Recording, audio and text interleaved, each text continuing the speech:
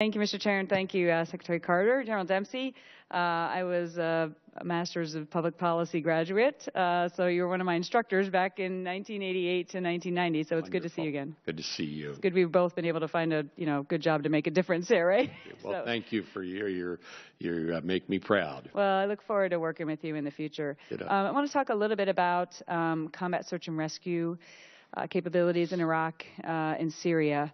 I was 26 years in the military. I was an A-10 pilot, just truth in advertising there, and ran our Joint Search and Rescue Center during the Operation Southern Watch and then the early days of the Afghanistan war. So I know there's tremendous challenges in trying to make sure that if someone has to eject or they get shot down, that we're able to rescue them very quickly. Also, in the environment that we've seen with the fate of the Jordanian pilot, to be able to immediately be overhead to locate and protect them while we're moving the forces to pick them up. I mean, we've got to get them right away. I'm sure you're aware of that.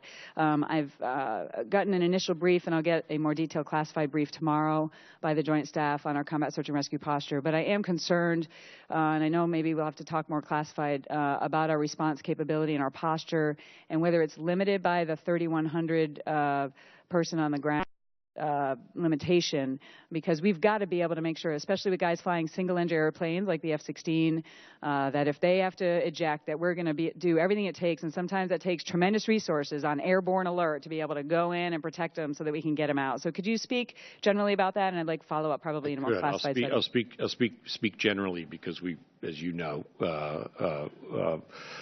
full well, and thank you for what you did.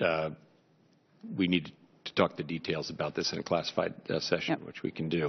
But in general, it's not the 3,100 limit that in any way paces the search and rescue effort there. It's time and distance, and we're very attentive to that. Again, I don't want to say more here, but I'm sure you can well imagine what I mean. Very attentive to that indeed for our air operations over both Iraq and Syria. Let me see if the chairman wants to add anything. Yeah, thanks, Mr. Secretary. By the way, Congresswoman, speaking to you about combat search and rescue is like talking about nuclear issues sitting next to a nuclear physicist, but I will do so nevertheless. We are not limited. The BOG does not limit our ability to do combat search and rescue. Okay.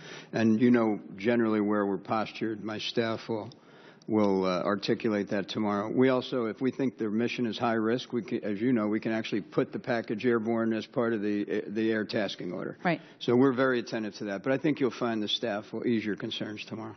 Okay, great. Thank you. I wanted to follow up on the A-10 issue. You mentioned it earlier. I commanded the 354th Fighter Squadron. It's now deployed over into the European theater, dealing with, working with our allies, related to the aggression that we've seen coming out of Russia. And we also have A-10s deployed, as you know, to Iraq and Syria. But the President's budget, balling 160 of them, while we don't really have a suitable replacement. And I asked yesterday Secretary James if that was strictly a budget decision, and she said yes, and I just wanted to hear from you if that is the case, whether this is, because we've heard many different arguments over the last few years, quite frankly, which are all over the map, that if you had the resources, would you keep the A-10 flying to its lifespan, which is 2028? I agree with Secretary James. It is strictly a budgetary issue. We're squeezed on all directions, and we're doing our best to give the country the defense it needs for the amount of money that we have. The A-10 is a very proud aircraft and has done an enormous amount for us over the years, and I think we've tried to find common ground with those here on the Hill, and very important to me, which is not a money issue, is to make sure that our close air support from the Air Force to our ground forces is a real enduring capability. I'm satisfied that it is. I'm sure that Secretary James said the same thing yesterday. Jeremy, you want to add anything? Congresswoman, we've got aircraft providing close air support from the Apache helicopter to the B-1, right. And the A-10 is in that suite of capabilities. But we are faced with a budget issue and trying to make sure we keep enough capability that can operate both in contested and uncontested airspace.